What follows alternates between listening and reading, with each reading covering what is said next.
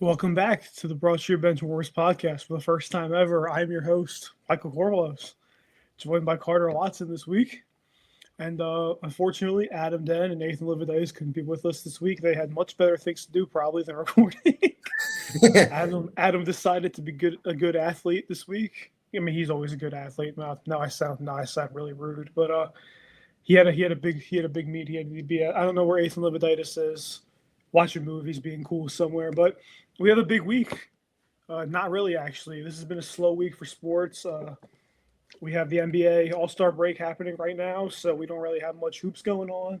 But we're getting ready to go with spring training, so we're going to get to the Phillies. But before we get to the Phillies, we have some big NBA news. Allegedly, Commissioner Adam Silver is announcing heavy penalties on tanking next offseason. Or, yes, yeah, during the offseason this year, especially with the draft lottery. I'm going to read off a couple things that we have learned over the course of the day that Adam Silver is considering. Carter, I'll read them off, and you can give me your analysis of all of them. All right? All right, yeah. We're So we going have. rapid fire or in depth? I'm just going to read everything, and then you can go rapid fire things that you feel about it. All right? Okay. So we have first round draft picks can be protected only for the top 4 or top 14. Nothing Of else. all the No suggestions, I think this is the one that I like. I agree. This was something that was fine. I don't really think we need first round protections for teams picking the 20s. It rarely ever matters, right? Yeah. Lottery odds freeze at the trade deadline. The trade deadline is a bit too early. Maybe if you make it like March 15th. I agree. Sometime in March because the trade deadline is way too early. I mean, trade deadline early February. I mean, what if a team has 2 terrible season-ending injuries and falls out of the playoffs in March? You know what I mean? It Yeah. feels too extreme. No longer allowing a team to pick in the top 4 in consecutive years. That just sounds ridiculous. Some teams are just bad, and it's just the process of sports. Teams get older and they get worse. Yeah, I mean, not every beer build is built overnight. It takes years, right? Right. And I just feel like that's a bit extreme. I mean, yes, you should kill teams that are tanking, but I think teams that just need time also shouldn't be punished by teams like the Pacers who are just giving up this year because of no Halliburton. You know what I mean? Yes. All right. And next we have teams can't pick up in the top 4 the year after making the conference finals, aka screw you, Indiana Pacers, as we just said. Yeah, this is a lot of Eastern Conference teams that are very scared at the concept of giving Tyrese Halliburton a player like Caleb Wilson or Karen Boozer to pair with. I think that if the impending threat of the defending Eastern Conference champions potentially adding another player who has top 5 to 10 potential in the league is what scares him. Yeah, I mean, I agree. I think it scares them, but at the same time, it's not the Pacers' fault that Tyrese Halliburton tore his ACL in Game 7. You know what I mean? Not at all. Not at all. The team's built around Halliburton. Teams built to fail. Siakam's been hurt a lot the entirety of the year. It's not like they're tanking. Like, we shouldn't punish teams that have just had unfortunate luck for tanking. I think that's like kind of an overlapping theme with everything we're learning here, right? Yes. All right, next, lottery odds are allocated based on 2 years record. Once again, just punishing teams that made the playoffs and unfortunate luck, just like the Pacers. Yeah, it's kind of absurd. I recognize that they feel as there's a massive issue that's harming the league, and they want to circumvent it. But at the end of the day, there's not much you can do to actually fix the issue at hand. I agree. And the last one was lottery being extended to all play-in teams. Uh, yeah, that's just kind of silly.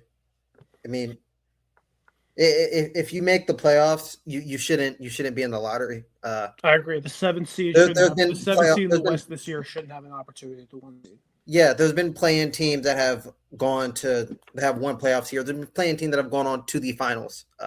There's just no need for this. Miami Heat, we've seen it multiple times, right? Yes. I mean, even not to be biased, but I mean, we saw the Philadelphia 76ers in 2022 give a very hard, not 2022, 2024, sorry, give a Yes. very hard fight to the New York Knicks. Took them, I think, to 6 or 7 games back when, the first year of the Brunson Knicks. I mean, imagine giving Embiid and Maxey developing, a top 3 pick that year. You know what I mean? That would have been a little unfair, especially the teams that have been bad, injury luck. I think overlapping, just some bad ideas coming from Adam Silver and the NBAPA. What about you? You agree? Yeah, I think that similarly to the CBA agreement that everyone hates now, this is a huge overcorrection that it's just not is going to not be received well. They've noticed a slight problem and they are taking a I know how to put this. I had a band instructor who he would always yell at one specific kid who played drums and say, "You are doing an open heart surgery with a jackhammer. It's precision work. This isn't. This is too aggressive of a means of attack here. We don't need to. We don't need to overhaul everything." Mm-hmm. I think a slight tweak would work, like changing the ways in which you can protect picks. And I think there's one thing that we forgot to mention. The final proposal was, I believe, flatten the lottery odds. So the ninth Yeah, seed, you're right. We missed that. That's on there. the ninth seed gets the same odds as the worst team in the NBA. Again, just another ridiculous one. I think all of it's illogical, and I think Yeah, that we're trying to solve a problem that's not really there. I completely agree. I think that there's a problem. I mean, I think there's two separate problems. There's problems with tanking. There's problem with teams who just suck and teams who Yeah, are incompetently ran. I don't think the teams that are incompetently ran should be punished for the doings of teams like the Pacers and teams like the Jazz and the Wizards. You know, what I mean, they just aren't trying to be good. There's teams that are trying to be good and just not succeeding, and they shouldn't be wrapped in the same categories. And unfortunately, Adam Silver and the rest of the NBA want to be so. yeah. See, I think I'm even less aggressive than most on this topic because I don't really see that much of an issue with a team like the Utah Jazz shutting their guys down. Because realistically, even if you're in a position like Utah, you get to the trade deadline and you're noticeably far from the playoffs, but you have a good roster going into next year. You have at least a respectable core going into next year. You get Walker Kessler returning next year. You get a completely healthy Lauri Markkanen, a completely healthy Jaren Jackson. Obviously, you have Keontae George already available.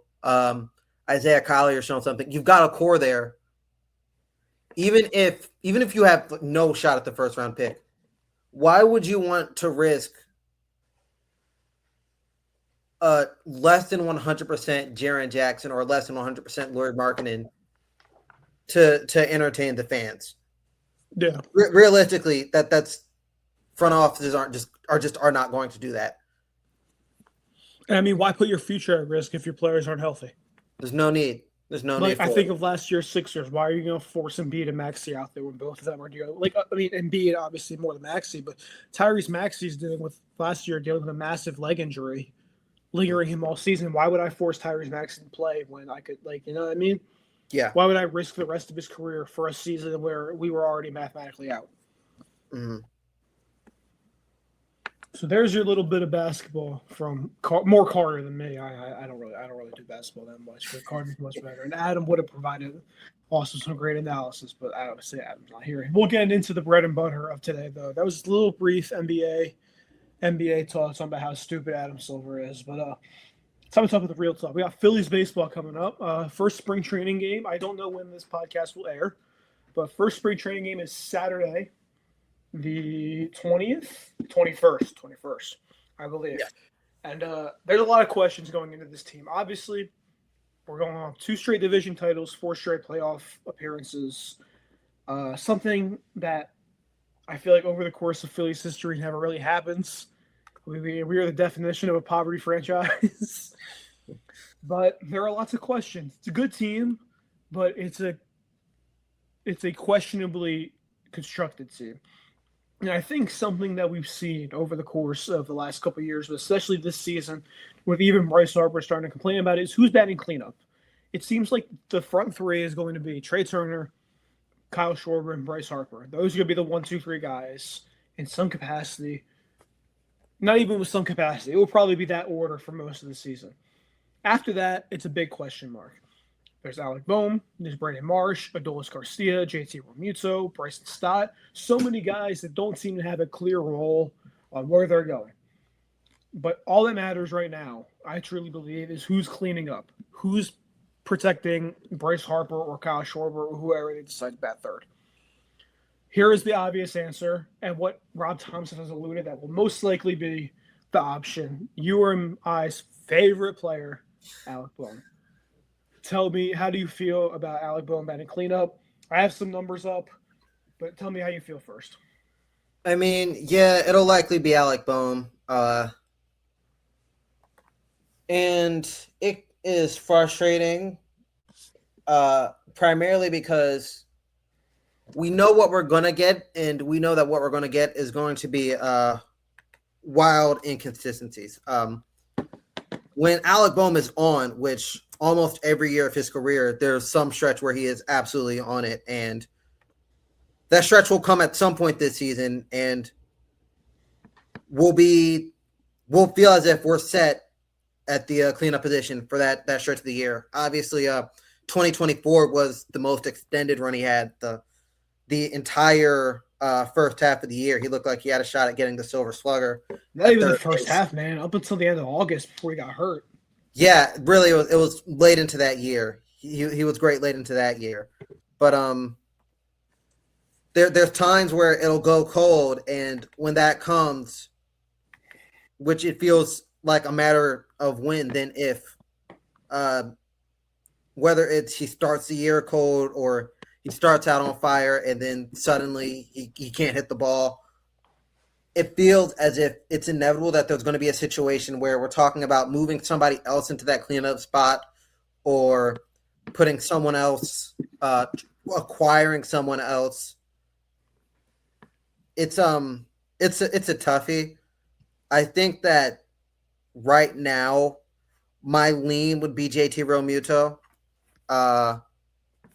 He's taken a bit of a step back at the plate generally the last 2 years, but he finished the second half of the season pretty hot from the plate, I'd say.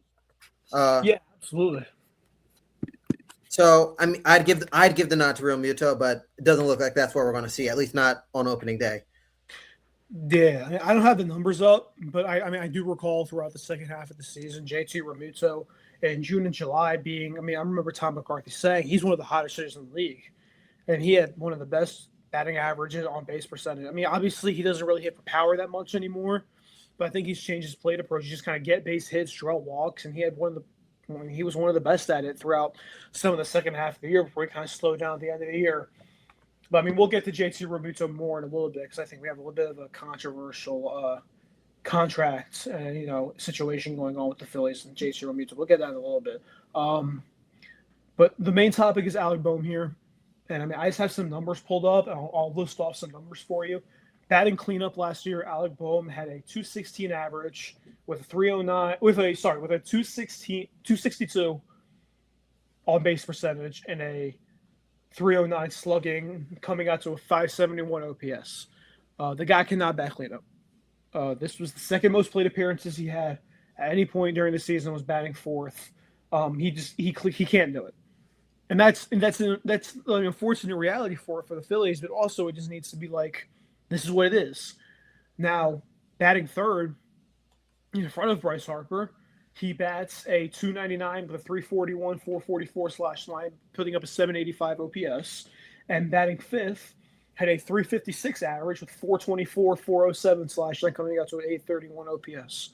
So clearly we've seen, and these are healthy numbers of at bats too. It's not like he had 5 at bats batting third. I mean, and batting fifth. This was consistently over the course of the season when he was put in these positions. So why are we forcing Alec Boehm to bat cleanup again? We've clearly seen Yes, he's not emotionally mature. Yes, he's not the best third baseman in the league. But when he is put in a position to succeed, he's put in the position to succeed. We can take Dave Dombrowski can say all he wants. Bryce Harper's not elite. If Bryce Harper replicates last season, that's a great MLB player. And if Mhm. he does that batting fourth, that's a great MLB player. Batting third, a guy with a 300 average like Alec Bohm had last year, when batting third, I'll take it. That would be excellent to have the batting champion at Trey Turner batting first, to go to a guy who had 56 home runs, to go to a guy who had a 300 average when batting third. Granted, it probably wouldn't end up being a 300 average. We'd average out to maybe 270, 275. But a guy who gets hits with runners in scoring position, and a guy who, when he has protection, when he knows it's not all on him, has a great swing and has great plate discipline, and then you have a guy after with a 130 OPS plus. That's a great front four. Alec Bohm should not be put in that position to bat fourth. And I know that pisses off Bryce Harper. Bryce Harper wants to bat third, but I think Bryce Harper has to take one for the team if he wants a ring. I think if he wants a ring, he needs to bat fourth, and Bohm needs to bat third. And also Alec Bohm had the most plate appearances batting third last year, significantly more than batting fourth, fifth, even second. He bat eighth in the lineup for quite a bit when he was struggling last year. I think that's just the position they need to take with him. He just needs to be anywhere but the cleanup spot, or batting second. He was also terrible batting second. Yeah, I mean, I think that which the thing is, I recognize there's mental aspects of it and all of that, but we kind of somebody's got to do it. Somebody's got to do it. And when you look at 4 through 9 on the Phillies lineup, obviously your top 3 guys in terms of what the numbers are going to look like behind the plate at the end of the year are pretty obvious. 4 through 9, it could be anybody. If you tell me that outside of Turner, Schwarber, and Harper, if you say I'm a time traveler from November and I've got the stats right here, and you show me the numbers, and I see that fourth in let's say OPS plus is if it's Alec Bohm, if it's Brandon Marsh, if it's Bryson Stott, if it's JT Realmuto, there's nobody you could really show me that I'd be surprised about them being that fourth best hitter. And You know what? Honestly, as I'm thinking of it, I say that at least during spring training, while the games don't matter, obviously we've got some guys going to the Classic and we won't have our full lineups for a lot of spring training, but something to take a look at is just perhaps throwing Adolis Garcia in that 4 spot and seeing how it goes. In a perfect world, we get a reversion to 2023, and then we have our cleanup hitter, and we have a really good one. But in a more likely scenario, perhaps we can experiment with Garcia. Maybe something we do specifically against lefties. And then against right-handed pitching, perhaps like put Brandon Marsh fourth. But there's something to just take a look at something. Try something new, because it seems like the Alec Bohm cleanup experiment has not worked, which has been said about so many things regarding Alec Bohm that are frustrating to be saying about a former hype prospect, a former top 3 pick, a guy who received Rookie of the Year votes way back in the shortened 2020 season. But I think you've got to try something else if you're Rob Thompson. Yeah, I mean, putting him later in the lineup means better production out of him too. Which, why wouldn't you want the better production out of him? I do like the Adolis Garcia bit. I don't think we're going to get 2023 version of Adolis Garcia. However, something I really like thinking about is that Global Life Park where the Rangers play? Yeah. That is one of if not the most pitcher friendly parks in baseball. I couldn't give you the statistics or the reason why, but I've read it a million times. That's a great place for pitchers to pitch. And Mackenzie Gore is going to somehow get Cy Young votes because of that. Old friend Mackenzie Gore. Now Agolis Garcia is going to Citizens Bank Park. And I don't know if you've ever been to many games at Citizens Bank Park, but righties mash. Different park. That is a 329 porch in left field. Adolis Garcia is going to mash the baseball. It's not a question. He's going to be like, there's no logistical way Adolis Garcia is worse this year than he had. Like he will have a better season than he did in 2024 and 2025. You're looking at a guy who's going to have a 110 OPS plus. He's got speed on the bases. I think he should back clean up. He's a guy, he's been there. And we've seen the postseason moments. As Joe Davis said, every time Adolis Garcia, the legend, grows. He rose to the occasion in the postseason. This is a guy who I'm excited to have on the roster in October. He has the experience. He's got the emotional maturity. He's got the toughness. Let him bat fourth. And then let the rest of the young guys under do their thing. Marsh 5th, Bohm 6th, JT 7th, Stott 8th, Crawford. However you want to do it. But Brandon Marsh also had like a 900 OPS batting 5th last year. So it's like the how do you want to line it up, blah, blah, blah. I truly believe Adolis Garcia should be batting 4th. It gives him the best chance to win, in my opinion, especially just because he's a vet. And then you kind of just play the rest of the lineup. I mean, obviously go righty, lefty, lefty, righty. Throw another lefty, but Brandon Marsh in there in the 5th spot, who really, was one of the better left fielders damn near in the entire league last year in the second half of the season. And then Bryson Stott, who had an 800 OPS since May, and Boom, who had an 800 OPS since June, and Remita, who was so hot in the second half. You know what I mean?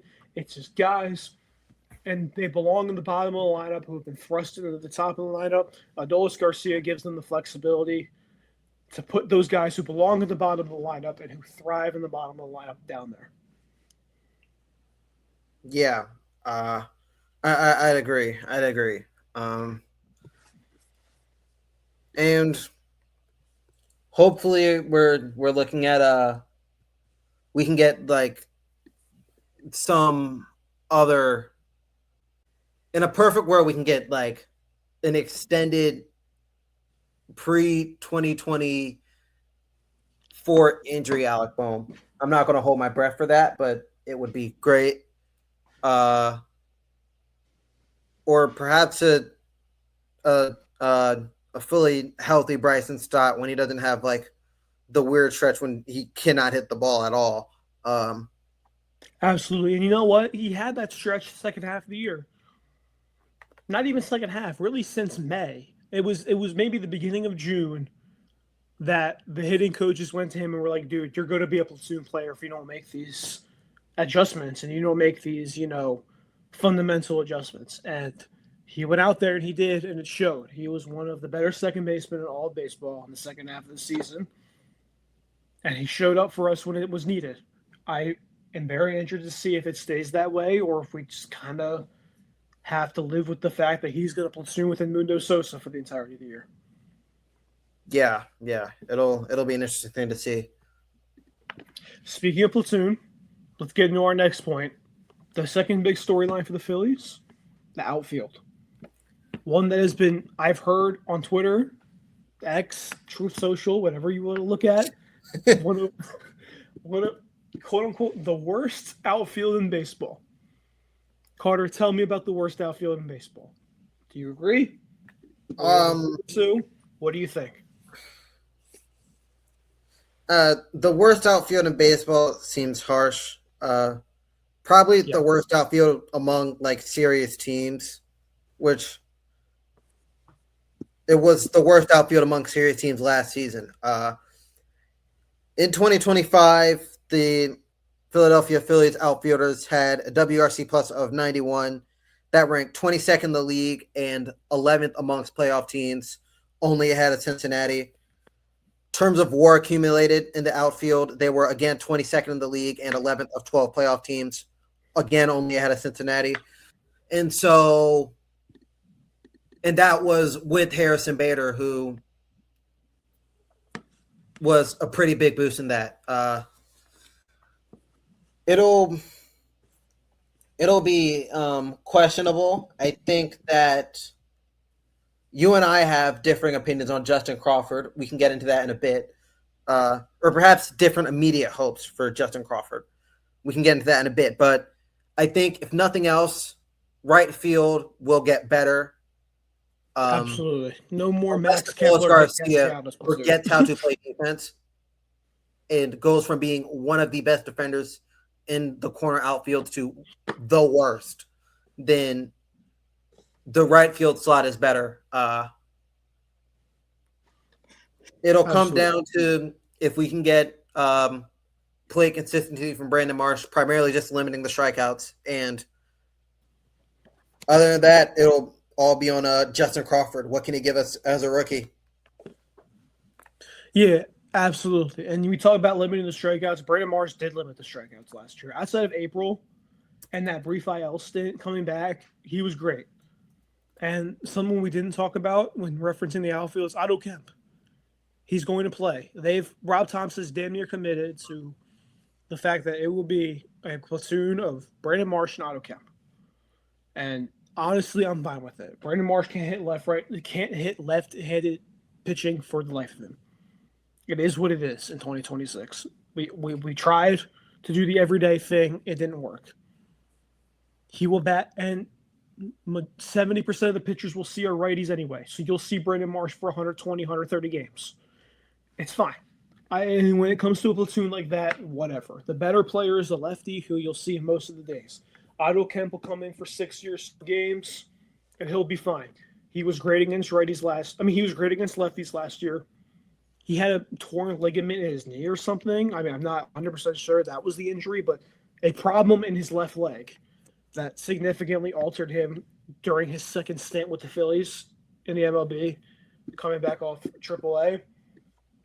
I think that's very, very promising for a guy who's recovered. He's going to have, he already had great speed on the bases and great speed in the outfield.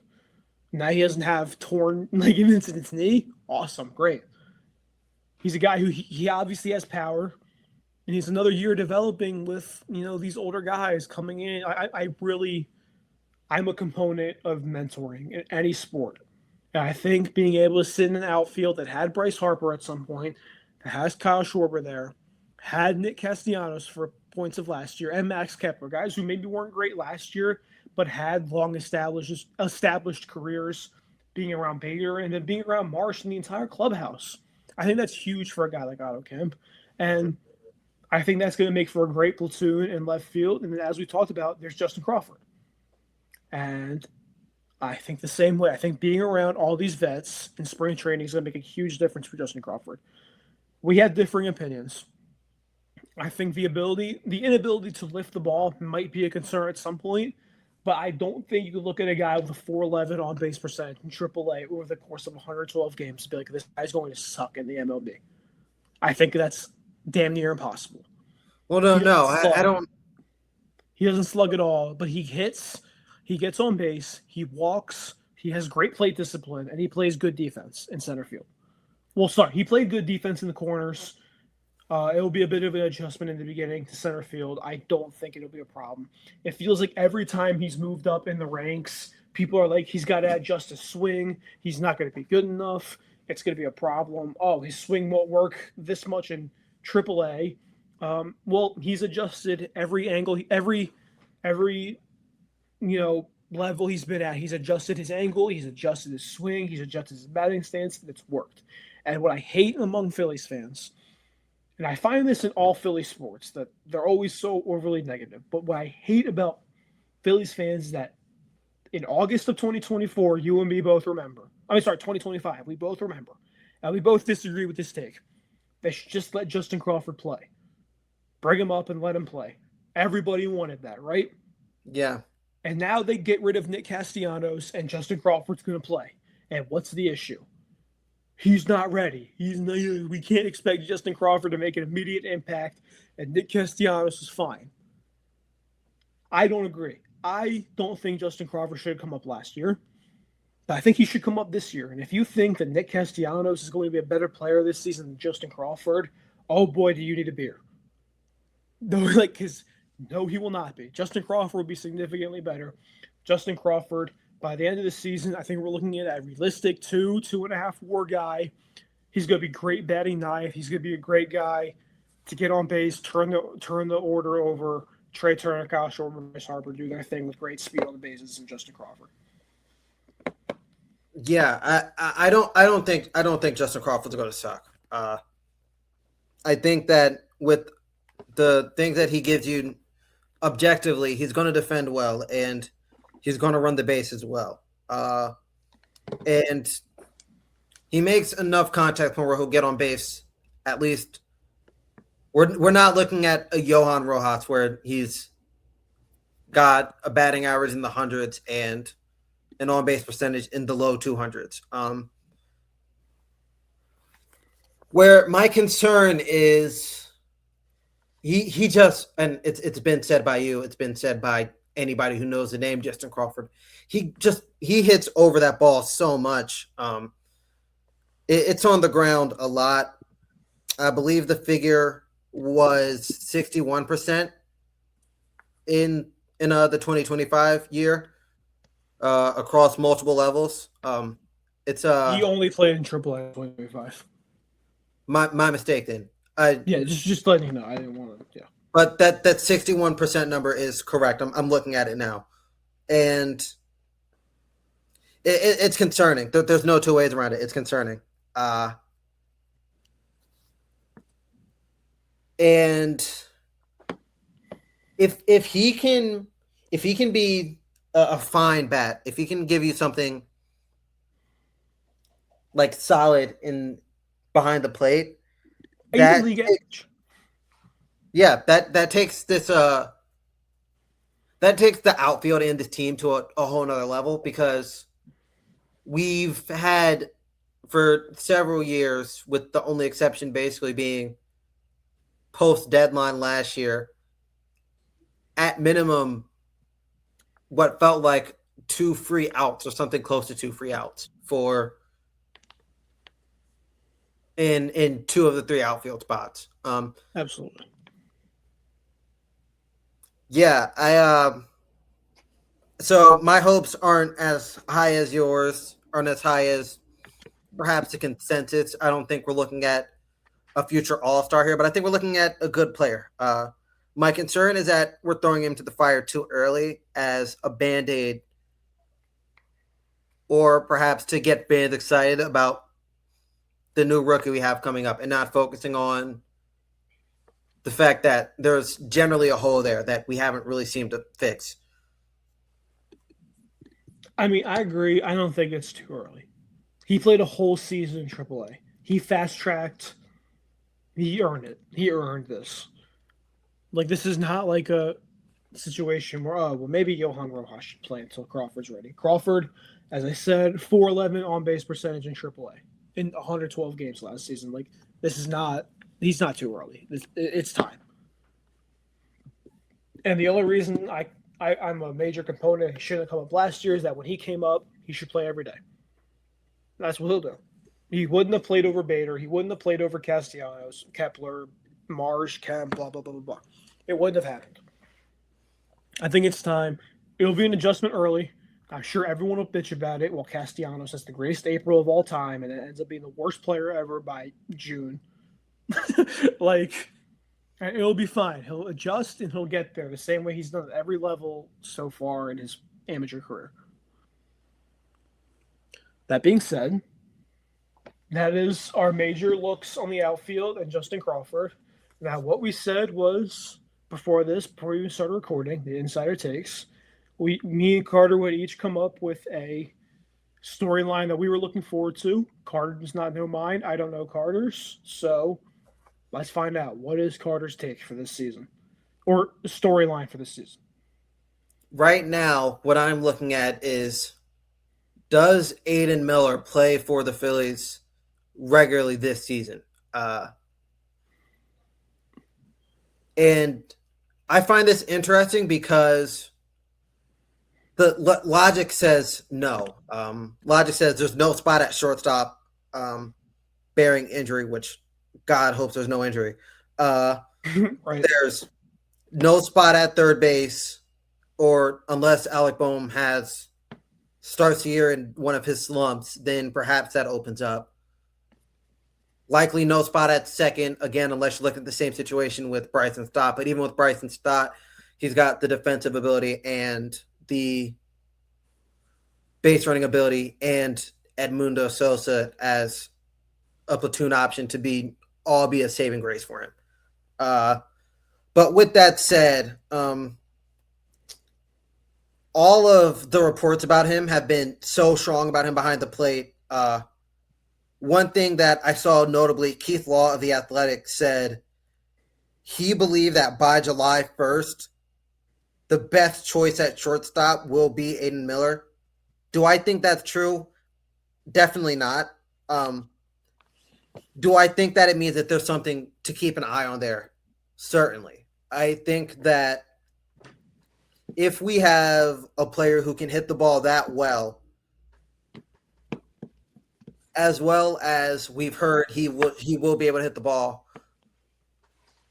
you've got to consider, you've got to at least look at moving somebody around or moving the lineup around in some way to get him into the major league everyday lineup. And I'm just curious to see how that shakes out. Yeah, I agree. To an extent, I think he'll be great. I think this is another situation like Justin Crawford. Unless Alec Boehm is terrible, there is nowhere for Aiden Miller to play. And you could say, oh, well, Aiden Miller can play short and move Trey Turner in the outfield. Then where's Justin Crawford going to play? A guy they've committed so much to, as they should have. Do we get rid of Adolis Garcia? Do we get rid of Brandon Marsh? Otto Kemp? Blah, blah, blah. Like, there is nowhere for him to play unless, God forbid, injury or, God forbid, Alec Boehm is terrible. Yeah, I lean the same as you. I feel like he should just play the entire year in AAA. Get your reps. Get your everyday reps. Get your experience. Get your exposure to a bunch of different types of pitching. It's a contract year for Boehm. There's about 3.5% chance he's on the team in 2027. Aiden Miller comes up polished as ever and comes up MLB ready in 2027. That's my take on it. Yeah. So, is there anything else you have about Miller? No, that's all I had. Just I think it's an interesting situation to monitor. I'm so excited for him though. He's gonna be so good next year. Definitely. Let's insert him fifth immediately. I don't care. You know what I mean? Like, it's gonna be awesome. He's my very early pick for 2027 Rookie of the Year. Yeah. Speaking of Rookie of the Years, let's talk about my storyline because I wasn't that creative. I went with the obvious one, Andrew Painter. I thought you were going to say Justin Crawford for a second. I was. He'll be up there. I think he'll be up there. You think so? I don't really know that many big rookies coming in this year in the National League. I think a lot of the guys we talk about, especially a lot of these Japanese guys that came over that fight for Rookie of the Year, a lot of these guys are in the American League. National League, it's a bit of a weak class this year. And Justin Crawford's really damn good. But we'll have another guy, Andrew Painter, who might be competing for Rookie of the Year. Andrew Painter is the most interesting thing that has ever happened in the Philadelphia Phillies. Because if you asked me in March of 2023 who the fifth starter was going to be, who would you have said? Andrew Painter. 19-year-old Andrew Painter. And oh my God, has it been god awful. Yeah. Tommy John didn't pitch. He got Tommy John in April of 2023. Didn't pitch again until the Arizona Fall League of 2024, where he was awesome. Last year, we're thinking he's coming up in August. He's coming up in July. There were rumors he was going to start in the July Angels series coming out of the All-Star break. You and me almost bought tickets because we thought that was going to happen. We did. We got destroyed. It was something. Andrew Painter came out of the gate very strong in AAA and then regressed to the means. And it was rough, but it's what you expect from a young guy coming off Tommy John. Yeah. I couldn't repeat the metrics to you on this podcast because I don't understand it. but I've read articles and graphs and other podcasts that would tell you that Andrew Painter is going to be that guy anyway. Everybody's like, Phillies need depth. Phillies need Giolito. Should have brought back Bueller. Should have gotten Gallen. No. Because you know what? I don't really care about Taiwan Walker at this point. He can be the fifth emergency starter when needed. It's time to let the kid play. Same way I feel about Crawford. It's time to let the kid pitch. You're only going to get better in an MLB setting by pitching in MLB games. And this is a guy who, coming off Tommy John surgery, averaged 97 miles an hour on his fastball last season. And if there's a report coming out of spring training, if there's anybody who I trust to talk about pitching, it's JT Realmuto, a guy who has been there. He's been with the Phillies. He calls damn near amazing games. He's helped with the development. I mean, I don't think Jesus Luzardo is who he is without JT Realmuto. And so they pitched bullpens yesterday, and JT Realmuto catches Andrew Payer. And JT Realmuto comes out to the media and what does he say? He says he throws 98, 99, and looks like Zach Wheeler. Is he just saying that to bluff off, to tell people, oh, don't worry, he'll be good? I don't think so, because I don't think that's JT Realmuto. If Andrew Painter's coming out in spring throwing 98 miles an hour, oh my God. He's going to be throwing 101 by April. Yep. If he looks like Zach Wheeler now, he might look like Roger Clemens by May. That's crazy. Coming off a season where you were bad and could only average 90, 97, 96. Oh my goodness. You know what I mean? That is something to keep monitor of. Especially with a guy who has been the top prospect. He's been the top pitching prospect. He's been a top 10 pitching prospect in baseball, top pitching prospect for the Phillies. Everybody talks about him. I'm over the moon excited. It's going to be rough at first, in my opinion. But I think by the time we get to July, we'll be talking about Andrew Painter. And this is no disrespect to Aaron Nola. I think we're going to be talking about Andrew Painter as the second best righty on the team. Outside of Duran. I mean, not as starters, not bullpen. Right. Gotcha. I got you. Duran. But I think we're looking at it as, we have Zach Wheeler, we have Christopher Sanchez, Jesus Luzardo, and I don't think Andrew Painter's much far behind. And then obviously Aaron Nola bringing up the rear as a guy who's going to have a high 3, low 4 ERA. I mean, this rotation is no joke. People talk about the Dodgers rotation, people about the Mariners rotation. When this rotation is healthy, I mean, this might be one of the best we've ever seen. This might be up there with the 2008 Phillies, 2011 Phillies. All those years, we talk about Cliff Lee, Roy Halladay, Cole Hamels, all those guys. This might be the year that it's the same, in my opinion. What do you think? Yeah, I mean, the rotation is definitely strong. And there's definitely reason to believe in Andrew Painter. With all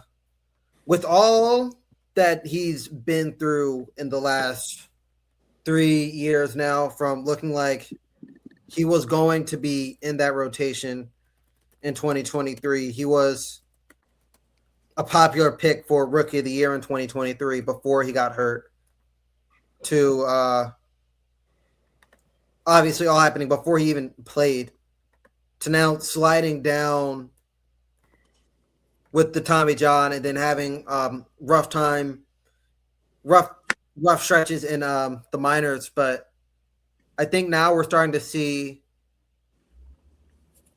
at least in this spring, I think we're going to begin to see him find what we know he's capable of and what we thought he would be able to do at such a young age, all the way at 20 years old. I think that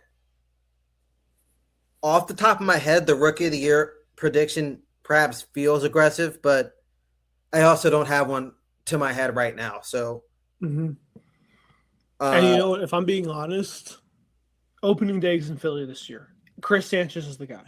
Yep. Wheeler won't be ready. Chris Sanchez is far and away the guy. Honestly, if Wheeler was ready, Chris Sanchez is my guy to start opening day. Might be a hot take among Phillies fans, but I thought in the latter half of last year, before Wheeler got hurt, that Chris Sanchez has cemented his name as the best pitcher in the rotation. Perhaps. I think part of that has to do with it felt like Wheeler was struggling with the blood clots for about 2 or 3 starts before, just because his stats like tailed off very unexpectedly. It was Yeah, I'm talking June though. Like I no, just okay, felt it with Sanchez. okay. Well, Young, the velocity was popping. I mean, you were seeing 99. He was going 7, 8 innings consistently every star. It felt like what we were seeing for 2023, 2024 Wheeler. Like I feel like he cemented this is his rotation, in my opinion. And I would have picked him to start game 1 of the Dodgers series. But what I was getting at was there's 2 lefties in this rotation. It's Sanchez and Luzardo. I don't think Rob goes 2 lefties, 3 righties with the way he is with planning his lineups and rotation. So I think we see the 26th is opening day. We see Sanchez, mhm, and then the 28th is their second game. They have off that Friday. They play Saturday. mhm. As much as I love Aaron Nola, I think it's a disservice not to start Andrew Painter in that environment. I think he's earned at this point his first career start to be in front of a full Philadelphia crowd, I think screaming, running, going batshit crazy on I opening day. think Free that Machado T-shirt. You know what I mean? Like yeah, he's earned that at this point, and I don't. That's once again, that's not disrespect to Aaron Nola. I think that's somewhat dependent on how what we see from Aaron Nola in the Classic with Italy, and I know you've written about this. Yeah, Uh, I think that if Nola looks like Aaron Nola at his best, then that's the player you go with. Um, and I mean honestly, this doesn't matter to me. Like once you get into the season, it's just these guys start. They yeah, go. I don't care what the order is, but I think for what the kid's been through, he deserves that bid, especially if he's great in spring. Like go out there and dominate with that insane crowd and 48-degree weather in the middle of March. Go do your thing, kid. You know what I mean? yeah, And maybe that's just me looking too far into it with too much of an emotional base. I need to like lock in, be like, hey, it needs to be the best guy coming out. Maybe it's Luzardo, but I just don't see a world where Rob goes 2 lefties, 3 righties for the course of the season. yeah. Okay. Um, I think I'd agree. Uh, I don't have anything else. Nothing else for the entirety of the Phillies. Yeah, no, I think I touched on just about everything I really wanted to talk about. Well, I'll take a small note. I'm excited for Brad Keller. Yeah, yeah, Brad Keller will be fun. Kyle Backhouse will be fun. Bolin will be fun. I love Tanner Banks. Love me Jose Alvarado. I mean, this bullpen's amazing. yeah. The pen's awesome. I think for that Keller signings went under the radar because Phillies fans understandably wanted to add another bat, and it looked like at a point in this offseason we were going to add another bat in Bo Bichette, and then suddenly he's up Satan. road with our biggest rivals. So it was it was a tough experience for, or like a tough pill to swallow almost for the fan base, but I think it'll be a good addition. I agree too. I mean, last thing, Orion Kirkring. It's a 5 ERA season or it's a 1 ERA season. Don't think there's an in between. Yeah, that's to switch sports. Uh, I think of that Nick Anderson situation in the what year was that? The NBA Finals against for the Magic against Houston. I won 1994 Finals. If you know what I'm referring to. I do. Yeah, good free throw shooter throughout his career, and then missed the 4 consecutive against the Rockets, and just never shot well from the free throw line ever again. This is not exactly the same situation with Orion Kirkring because I guess you don't field routine ground balls as much as you shoot free throws, but you don't want Yeah. to. You hope that this doesn't get to him, Yeah, and you hope that he can recover well. absolutely. No, he's 24, I think. He's been a workout. I mean, you got to work your ass off in some capacity to go from single A to MLB postseason games in one season. Yeah, He's been one of our. He's been one of the most consistent guys for us, and it wasn't pretty last year, but it was beautiful in 2025. And once again, I'm not giving up on a guy who's thrown a sub 3 ERA in his career and is 24 years old. yeah, And yeah, he's been there. I mean, a week and a half ago, he got to Clearwater and he's working with JT. Like this is a guy who he's there. This is not like a I'm gonna back down. I'm gonna let this define my career. This is gonna be like I'm gonna get on the mound and throw 101 on opening day and f everyone else. Like this is my like I'm going to be the closer by the end of the year. Like kind of mentality. yeah, You know what I mean? I think that's the mentality he's had ever since. I mean, before we got Duran, it felt like they were working to him being the closer. They wanted yeah. him to be They the closer. were, they were, they were, It they just were, they never were really worked out. nudging towards that. But as long as he kind of returns to form, returns to being that guy, then this bullpen is one of the best, if not the best in the league, and maybe the best I've ever watched as a Phillies fan. Not maybe, definitely, because we were blessed with some of the worst bullpens in baseball for a while, even when we were good. Yeah, we had no shortage of bad ones. Corey Knable, Oh, Lord. Jerry his familia. Got Just to that, name that, a couple. da. Nightmare fuel, dude. Yeah. Watch that Um, Fast and Furious movie and like start screaming. Oh man, where? How far we've come. Yeah, it's much better now. Much better now. Well, Carter, who are we firing? We're firing Adam Silver. Did we fire? No, we didn't fire Adam Silver last week. We're overthrowing Adam Silver. We're overthrowing Adam Silver. We're getting Adam Silver. Yeah, We're just gonna get him. Get Adam Silver, right? yeah. We're dethroning him. Perfect. We love it. All right. Thank you all for watching. We'll be back next week.